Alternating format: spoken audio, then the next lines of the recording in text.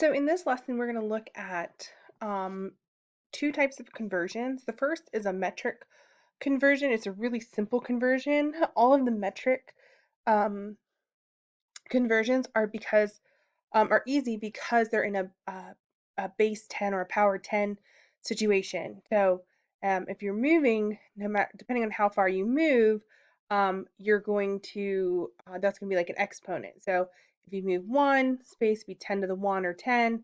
If you move two spaces, it's 10 to the 2 or 100. Three spaces is 10 to the 3 or 1,000, things like that. And so that's kind of what we're looking at. And so we have a mnemonic device, and mnemonic device is here to help us remember. That's what it's for. We have a mnemonic device to help us remember the different prefixes, which is King Henry died by drinking chocolate milk. King is for kilo, and it's 1,000 times bigger than your base unit. We're going to talk about base units when we get there. Henry is for hecta. It's 100 times bigger. Um, Died is for deca. It's 10 times bigger. Your base unit, or bi, right? Bi is for base unit. Your base unit is something that it's a basic label. So it's things like liters, meters, and grams. Those are the three ones.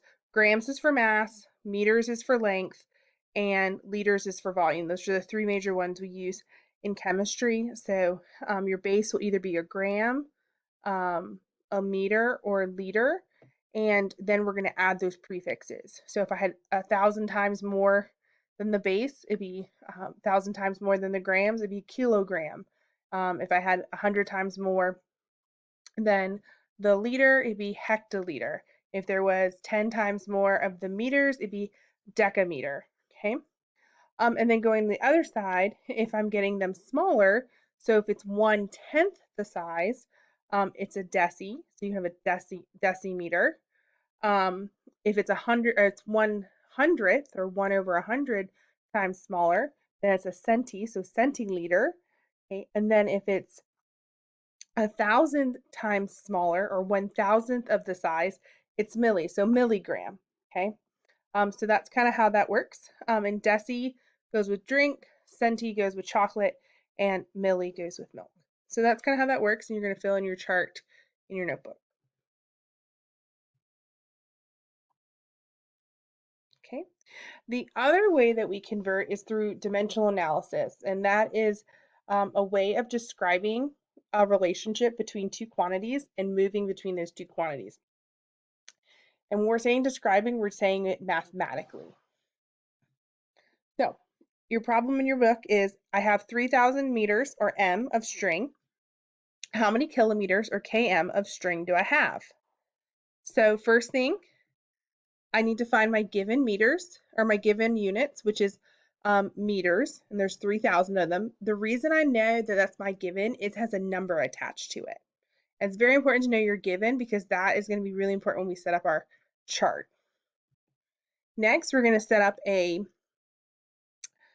railroad track. Some people call it a T-chart. Some people call it a fraction table. It looks like a giant T, okay? Two lines crossed like that, okay? You're going to take your given amount. You're going to put the label in your upper left-hand corner. Then, to get rid of your given, you want to match your label diagonal from it, okay? So here is in the upper left corner, so I want to match the label in my lower right corner. Okay, and that's going to be really important later when we go to actually work this out so that they cancel each other out. Okay. I also then want to put the wanted label on top. Okay. So note that there's nothing in this lower left corner. Okay. We're going to have something in the upper left, which is our given amount. We're going to have the given label in our lower right corner, and we're going to have our wanted label in our upper right corner. Then we're going to put some numbers to this. First, we're going to put the given amount, which is 3,000. Okay, and that's from our problem right here. Okay, after that, we're going to use our conversion factor. Okay, so we know that 1 kilometer is 1,000 times bigger than our meter. So there's 1,000 meters in 1 kilometer. So I'm going to put 1,000 meters equals 1 kilometer. Next, I can cross out any labels that match. So my M and my M match.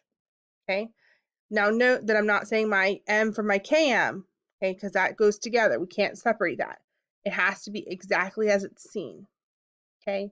When we're doing dimensional analysis, and we're going to see this later on, the label has to match exactly. If it doesn't match exactly, okay, so if you have mole of O2 and you have mole of N2, those don't match. You can't cancel those out. Okay, you have to match completely. So you're gonna take those out. Okay, and then you're going to multiply across 3,000 times 1 and divide by the bottom. So 3,000 times 1 is 3,000, divided by 1,000, and you get an answer of 3 kilometers. Okay, and that is dimensional analysis.